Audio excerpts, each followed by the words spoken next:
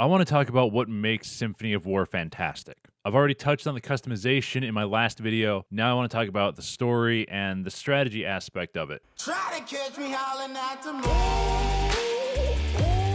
First, I want to talk about the fantastic strategy aspect of the game. This game is one of the best strategy games I've played in a while. I haven't played strategy games all that much recently. I used to play some StarCraft, and every now and then we'll play Age of Empires, and I did play that for a good while years ago with like Age of Empires 2, but strategy isn't my forte. I can respect a well-designed system. My favorite thing about this system is the simplicity of the combat and movement. The movement of characters in the game could be improved a little, just a tiny bit. I'd love to be able to tell my squads which way to go and how to get there. You know, just have a little bit more control. But other than that, I think the movement is pretty damn good. And so is combat. Combat is damn good. And in my opinion, if this was a bigger AAA game or a less confident team in their vision for the game, everything would have been overcomplicated when it comes to combat. You would have had to manually select which units to target, or there'd be a skill system involved with every leader. Basically, there would just be something that would make combat slower and a hell of a lot more tedious. That's what I think would have happened if it was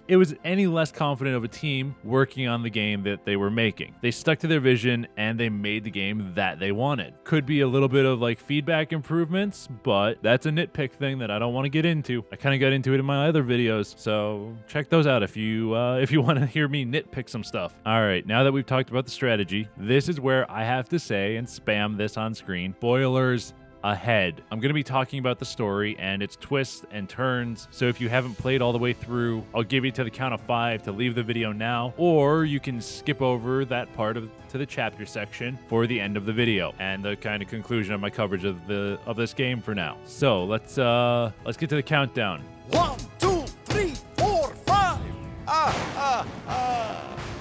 All right, they're gone. So let's talk about the story. The story is kind of predictable in some places after the first main twist, but I love the twist that they put into the story. When they kill off your main character, I think that's an interesting twist because you wouldn't expect that from a game. Most games are just your character's alive and they're power ramping up through the whole thing. Then they fight the big boss at the end and bada bing, bada boom. Either you fucked up the whole world or everybody lives happily ever after. Sure, they bring him back as Donner's avatar and introduce the power mechanics finally, which is good because they're the main character and it adds up to the story. But then the end's meh. Okay, I wrote this script before they changed everything and they pulled out the bad ending, but I'm pretty sure I got the bad ending because at the end there's the choice to stop Zelos or not, and I actually had to stop and debate with myself if I should stop him or not. I decided not to stop him, so I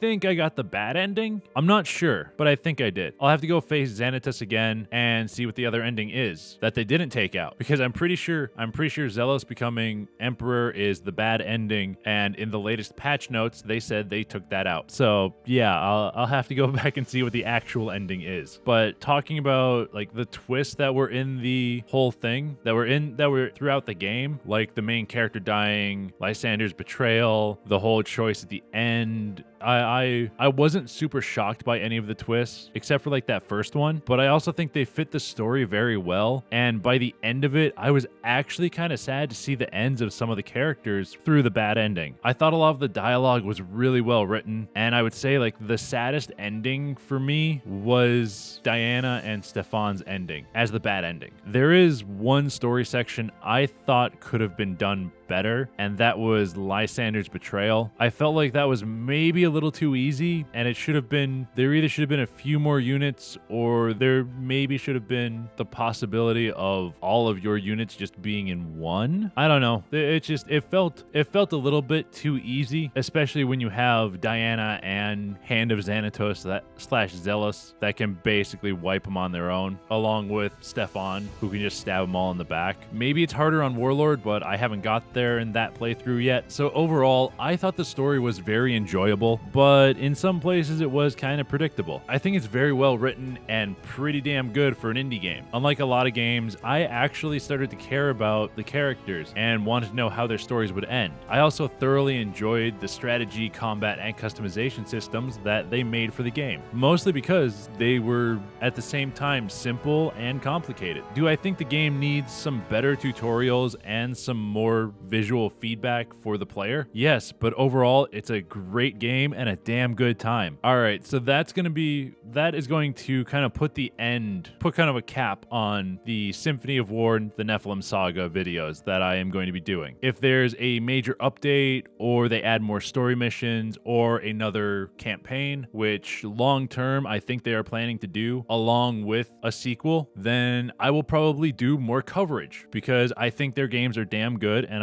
I do want to play more of it. But for now, I'm going to move on to another game, and it's going to be one of two games. I mentioned this in a short on Saturday, and I'm going to mention it again here. It's either going to be Potioncraft Why can I not say this? I can never say this fucking word. It's going to either be Potioncraft Alchemist Simulator, where you play as an alchemist running a shop, making potions and gathering ingredients. Or it's going to be Industria, which is a first-person shooter with what looks like horror mystery elements set at the end of the Cold War in East Berlin. And I would like to know, like, what do you guys think I should do? Which one would you want a set of videos on? Potioncraft or Industria? Or which one should I do first, is what I should say. I'd love to get your feedback and your opinions in the comments, but that's all I got, guys. So I hope you have a royal day.